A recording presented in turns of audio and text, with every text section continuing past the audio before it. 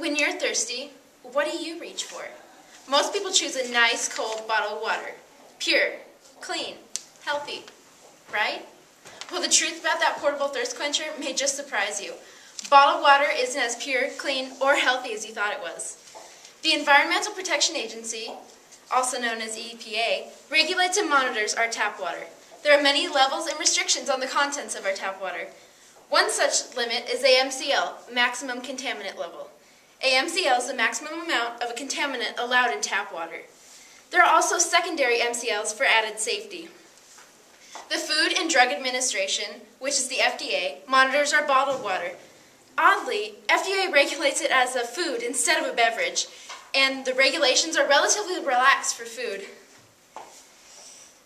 Blarock-Bush explains, FDA describes bottled water as water intended for human consumption that is sealed in bottles or other containers with no added ingredients, except that it may contain safe and suitable antimicrobial agents. But guess what? If a level of a contaminant is such as arsenic or bacteria is higher than what is allowed, all the bottled water companies have to do is put a small statement on the label saying that the quality is substandard. So, companies can sell and bottle radioactive water legally. The NRDC, Natural Resources Defense Council, did testing on bottled water. They found that nearly 1 in 4 of the waters tested violate limits for bottled water, most commonly for arsenic or other certain cancer-causing man-made organic compounds. Also, about 1 in 5 of the waters tested had more bacteria than allowed. So, now you know why bottled water isn't as clean or pure as you thought it was, so how is it not as healthy? Bottled water is unhealthy, both for the environment and for people. Most water bottles are made from plastic. Plastic is made from oil, which is expensive and a limited natural resource. And plastics production burns off fossil fuels, which pollute the environment. Some of the bottles contain chemicals that can disrupt hormone levels. One plastic water bottle takes about 1,000 years to degrade in a landfill. If the bottles are incinerated, the fumes can cause air pollution and pose health risks. Some bottled water companies pump water from underground in large amounts, and that can cause water table levels to drop dramatically. Something not as dramatic, but still as bad, is that bottled water manufacturing plants are very noisy and cause traffic. So if all that isn't bad enough, just listen to this.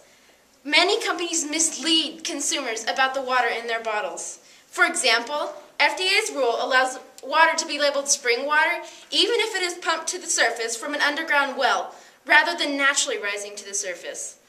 In one case, water pumped from a well in an industrial parking lot could be labeled with pictures of pristine mountains, as long as the label didn't specifically claim this was the water source.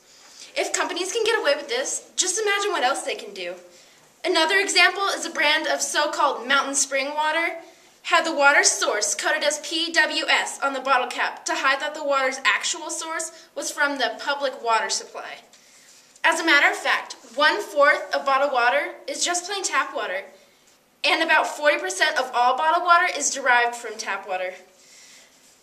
Bottled water companies can also use pure-sounding descriptive words such as glacier, drinking, sparkling, and mineral to make the water seem as if it is something it's not. They can use some of these words and not have to follow them at all. Part of what the NRDC are pushing for is a standardization in the use of descriptive terms, so consumers can know what they're buying or how their water has been treated and what the source is. So, why does bottled water appeal to so many people? One of the main reasons is the misconception about its origin and safety. Another reason is that companies sway people to drink their bottled water by propaganda, such as celebrity endorsements and misleading descriptive terms.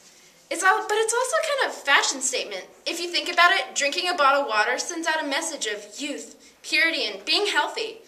Also, bottled water is convenient and more portable than a glass of tap water. Since bottled water appeals to so many Americans, you can only imagine the amount they bought and how much they spent on it.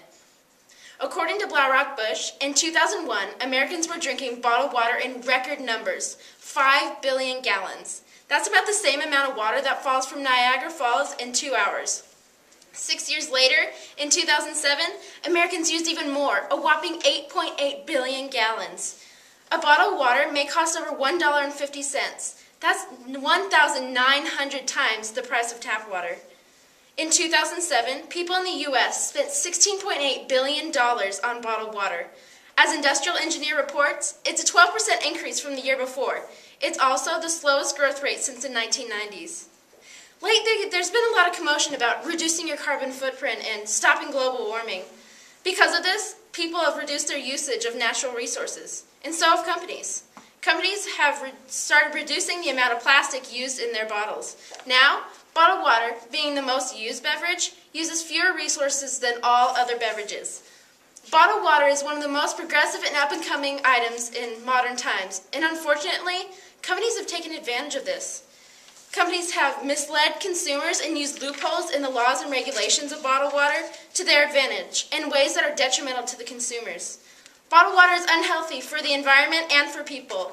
However, bottled water may be getting more environmentally friendly. So, with all of this being said, is bottled water worth it? Ta-da!